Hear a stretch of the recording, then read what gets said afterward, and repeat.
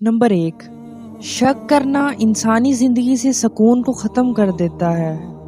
Number 2، حسد کرنے والا انسان زندگی میں کبھی بھی حقیقی خوشی حاصل نہیں کر سکتا۔ حسد کرنے والے کی زندگی سے سکون ختم ہو جاتا ہے۔ نمبر 3، حرص کرنے والا انسان بھی خوشی سے کافی دور رہتا ہے اور اس کی زندگی سے سکون ختم ہو کر رہ جاتا ہے۔ نمبر 4، بے صبری ایسی بری عادت ہے جو زندگی سے سکون کو ختم کر دیتی ہے۔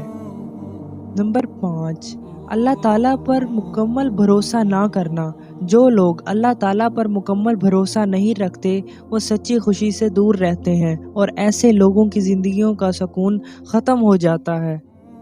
ہماری نیت کی پیمائش اس وقت ہوتی ہے جب ہم کسی ایسے شخص کے ساتھ بھلائی کریں جو ہم کو کچھ بھی نہیں دے سکتا۔